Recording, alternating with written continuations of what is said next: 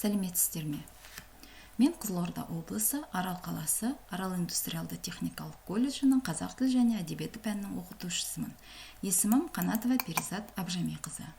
Бүгінгі жаңа сабағымның тақырыбы Қасым Аманжоловтың «Ақын өлімі туралы аңыз» поэмасы. Сабағымның мақсаты поэманың сюжеттік мазмұнын ашу, композициясына тоқталу, көркемдік ерекшелігін талдау, білім алушылардың ой өрістерін, әдеби тіл байлығын дамыту, жаңа әдіс-тәсілдер арқылы өз бетінше жұмысқа, шығармашылыққа баулу. Қасым поэзиясы арқылы отанды, туған жерді сүюге, қазақ тілін қастерлеуге, қайсарлыққа, табандылыққа тәрбиелеу. Үй тапсырмасының тақырыбы Қасым Аманжоловтың өмірі мен шығармашылығы. Уақытты үнемдеу мақсатында мен топты 3 топқа бөліп алдым. Бұл топтық ұжымдық жұмыс болып саналады. Бірінші топ Қасым Аманжоловтың өмірі мен шығармашылығына хронологиялық кесте толтырады.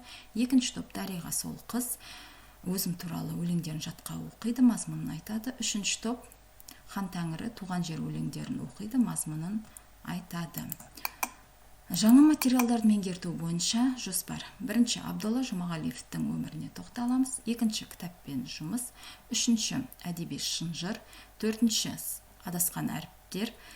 Бесінші сызықтық диктант және жаңа сабақты синквен әдісімен бекітеміз. Сонымен қатар Ақын өлімі туралы аңыз поэмасынан үзінді алып, оны өлең құрылысына талдаймыз. Сабақтың айдары. Ей, тәкаппар дүние, маған да бір қарашы, танисың ба сен мені, мен қазақтың баласы деп жырлаған Қасым Аманжолов ешкімге ұқсамайтын ындара тұлға. Оның ақындық шабыты жүрдек тұлпардай, шапқан сайын өрлей береді.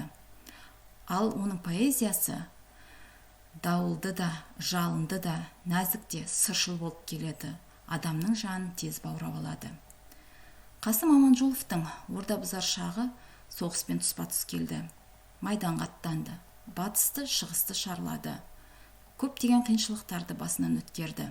Бірақ қатардағы солдат бола тұра қолынан қаламы тастаған емес, өлең жазды. Жауынгерлердің ерлігін, ұлан байтақ жеріміздің сұлу көрінісін, адам өмірінің өнегелі, үлгілі тұстарын қалам ұшына тізе берді. Халықтың сүйікті ақын еткенде сол кездегі туындаған жырлар.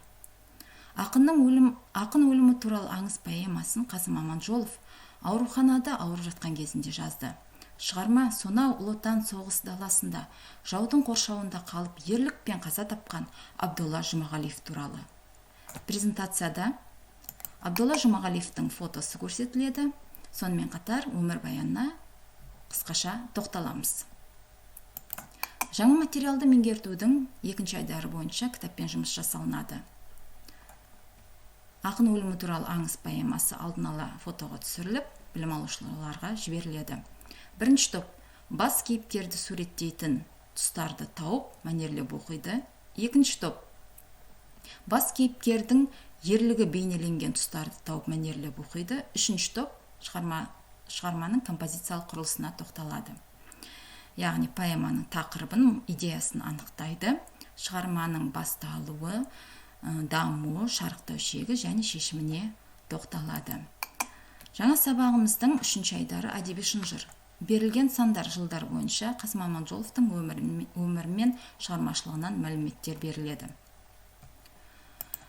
Жаңа материалды игертудің төртінші айдары бойынша жоғалған әріптер ойыны. Бұл ойынның мақсаты білім алушыларды сауатты жазуға дағдыландыру. Ақын өлімі туралы аңыз поэмасынан үзінділер беріледі. Сол үзіндідегі түсіп қалған әріптердің орнына тиісті дұрыс әріптерін қойып шығады. Бесінші айдар бұл сызықтық диктант. 5 сөйлем беріледі. Қастарына плюс-минус белгілерін қою арқылы сөйлемнің дұрыс-бұрыстығын анықтайды. Жаңа сабақты бекіту синквен әдісі арқылы жүргізіледі. Ақын, дәнекерлеуші, мамандық сөздеріне 5 жолды өлең құрайды. Сонымен қатар ақын өлімі туралы аңыз поэмасынан ұнаған жерлерінен бір шумақ алып, оны өлең құрылысына талдайды. Бүгінгі сабағымызды Тахауи Ахтановтың мына бір сөзімен қорытындылағым келіп отыр. Ақынның адал, шыншыл мінезі өзімен бірге өлген жоқ, тамаша өлеңдерінде жүр. Қасым өлеңдермен бірге біздің арамызда. сонау қан майданның төрінде жау мен жанын қияш айқасқан жауынгерлердің рухына бас ие отырып, сол ерлердің бүгінгі ұрпаққа, мына біздерге тастап кеткен ұлан байтақ жеріміздің қорғау, күту, мына сіздердің, біздердің қолдарымызда. Ерлік көрсету тек қанды майдан даласында емес, бейбіт елде де ерлік көрсетуге болады. Осымен сабағымыз аяқталды. Сау сәлематта болыңыздар. Назарларыңызға рахмет.